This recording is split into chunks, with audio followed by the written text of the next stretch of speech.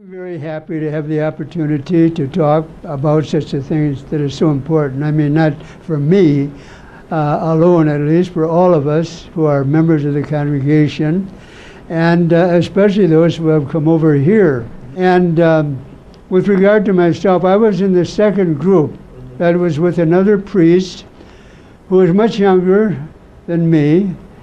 And our first work was not completely, I can't say that.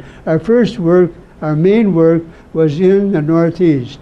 And the heart of the Northeast was at the beginning was, as I said, Chiang Mai.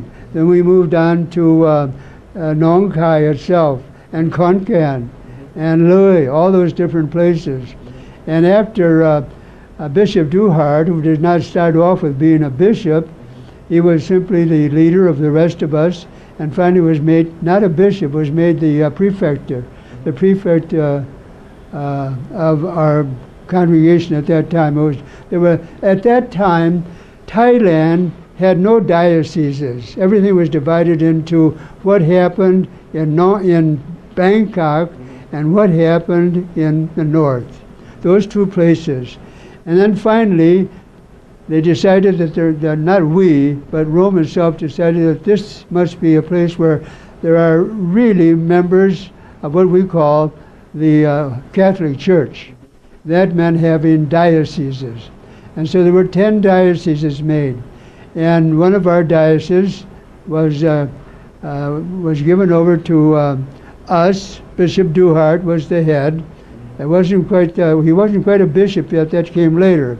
But anyway, Bishop Duhard started, and then, from then on, who was it? Bishop Duhard, and Bishop George took over from Bishop Duhard. Bishop Duhard could have kept on going, but he wanted to make it as Thai as he could possibly could. So he wanted to get out of the idea of being bishop, handed that over to Bishop George, and George accepted it and went on. So Bishop George and Bishop Duhard were very prominent in the early work of the church as far as the congregation was concerned. As our work here in the Northeast, which is very important, the work we started in the Northeast was started at the same time that the work we were doing in Bangkok itself. Father Godbout and I came to Bangkok and started the church here in Bangkok, not far from here. And were very difficult. The bishop of Bangkok at that time, a bishop, can't think of his name right off, but he was very important and very eager to get us started here. He said there's a very large English-speaking community, and we should remember that and try to take care of that community as well as the other work we do. So this is what this Holy Redeemer turned out to be. It's a church where both the large Catholic community in English and a very large Catholic community in Thai, as we learned later on, were first started. My place was in the Northeast. Father Godbout always was here, of course, and the most important man here. He was known even, they used to call him Mr. Bangkok. He knew so many people here in Bangkok.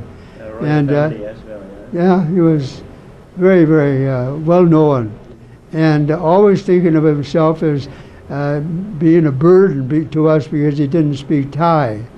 But he spoke enough and was able to meet people easily enough so that they immediately fell in love with him. They liked him no matter what. I think that left people with the idea that he was not a very great person, but he was. And it's unfortunate that so many of our young Thai priests do not realize the greatness of Father Godbout. He was the one who really made us in those first years of Bangkok, and even helped us in bringing whatever they needed in the Northeast. He was always very sure that they were going to get it. There's an awful lot to be done, and it will be done, I'm sure. But it's good to remember that goes on and on and on. Yeah. And different things will come up, and how are we going to handle them?